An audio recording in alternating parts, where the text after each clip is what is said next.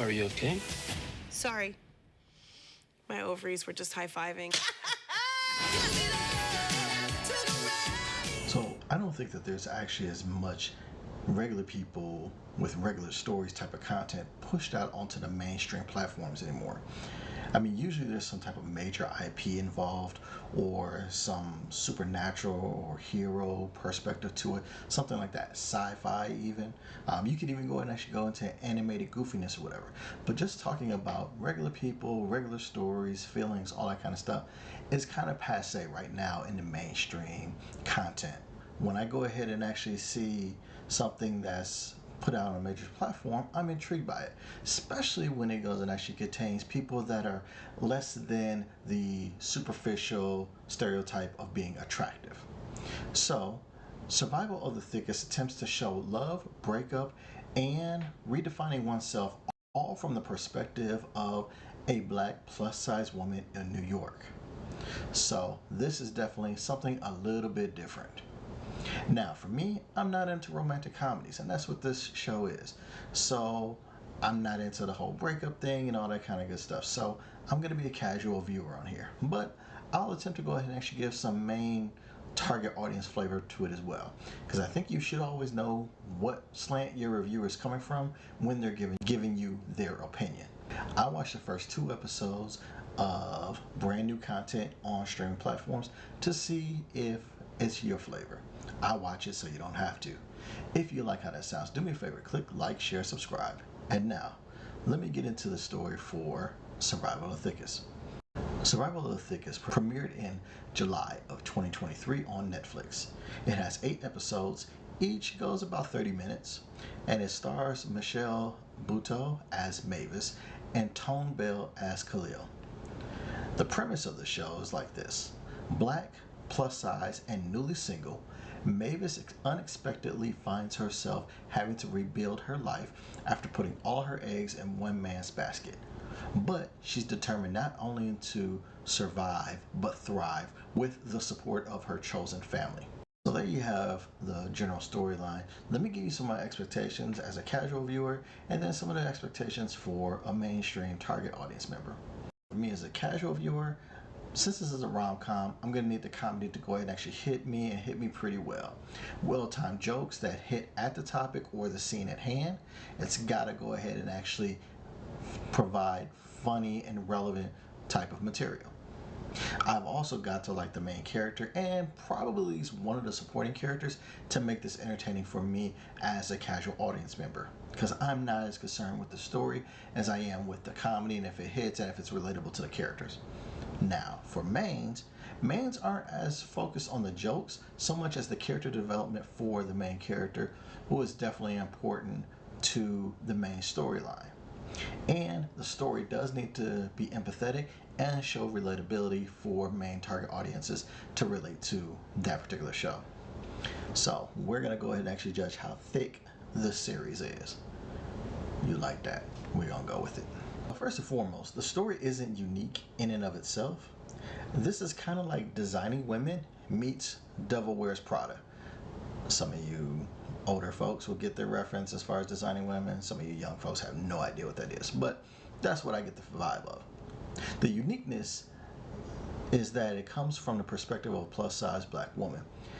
She's tried to build up everyone else around her except for herself, and when her boyfriend betrays her, she has to start from the ground up and put herself first, which is a new thing for her.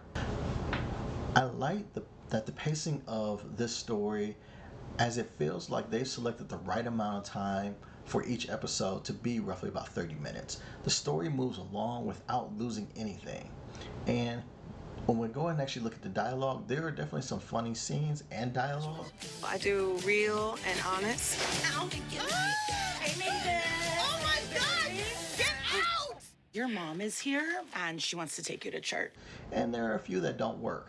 But the way that everything moves along, you don't mind it that much at all. And this story feels like a story that everyone who has survived a breakup could relate to. But the story being good is only one half of the argument. What about the acting? So Michelle Buteau as Mavis is charming and real as the main character. You don't feel that she's too over the top or underwhelming. She's kind of the right amount of emotions you'd hope for, and you want to cheer for her. But there's a couple of times that she may kind of overreact, so to speak, and she's got some good friends that put in some good scenes and crack some smiles and what have you. So even when she does kind of, you feel like the character's going to go over the top and kind of get out there for you, the friends kind of pull her back in and still have her stay on the rails, so to speak. And I like that. I think that what makes this show work is that Mavis is kind of like the straight man in this show. And I mean it from a standpoint of she's not the one cracking the joke. She's the one that's like living this situation. Sometimes she's the funny one, but majority of the time she's just trying to live it, and everybody else around her is kind of like goofy or whatever. She's trying to be real and color in the lines. She's she's kind of like the person that's always stayed on the straight and narrow in life. And everyone else kind of throws their absurd personalities around her and reactions, and they're crazy and they're fun to watch. Now for me, there's a special shout out to her new roommate and Mavis's first job after she strikes out on her own. There's some comedic gold there. I don't want to go and actually ruin it because I think it's fun for people to go ahead and actually discover it themselves. But when she gets a new roommate, that character is a real character, as well as her first job when she's actually comes out of her funk or whatever. So I like that. Here's some other thoughts that I have about this. If you aren't a fan of like fashion or LGBTQ plus community, this may affect your entertainment pleasure a bit since both play a part in Mavis's life. But honestly, you're missing out if you can't take it. The show works with some excellent characters and personalities that get to the heart of some matters. Now, I'm not the biggest supporter of everyone needs to be represented in films and shows, but it doesn't mean that I'm against it either. I just feel that if the representation is done, it needs to be genuine and told from a real perspective. Don't do it just to be doing it. And I feel that this show feels like they're being real, and that's always a plus. So it doesn't feel crammed down your throat. I think this feels real. But enough of my comments and my review. Let's go and actually get that final verdict. For main target audiences, people that are into rom-coms, self-discovery, rebirth, all that kind of good stuff, I'm going to tell you, watch the entire series. These are short episodes. You have a likable main character, some good wacky friends, and different representation of everyday folk. And on a plus, you get a glimpse into like the fashion world. All of these are good reasons to binge this out as a fresh tale of rebirth of oneself. Now, for casual viewers, I'm going to say give it a 2-episode watch. The first episode is good intro into the characters, and the second one gives you the jump off for the rest of the series. The comedy isn't overbearing, but it's entertaining, and the quick scenes will ensure that you're not spending too much time into boring settings. You'll definitely get a good vibe if this series is a cool rom-com for you.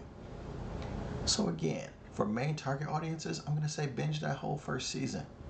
For casual viewers, watch the first 2 episodes. And that's what I have for Survival of the Thickest on Netflix. Check it out. You the best at this. You better start that rumor. Okay. If you stayed for the entire review, I appreciate you. Do me a favor, click like, share, subscribe. Any of those will go and actually help out the channel. Also, if you want to, go and actually watch one of my other videos here that the algorithm seems to think that you might like. But until the next time, I'll holler at you. Take care of yourself.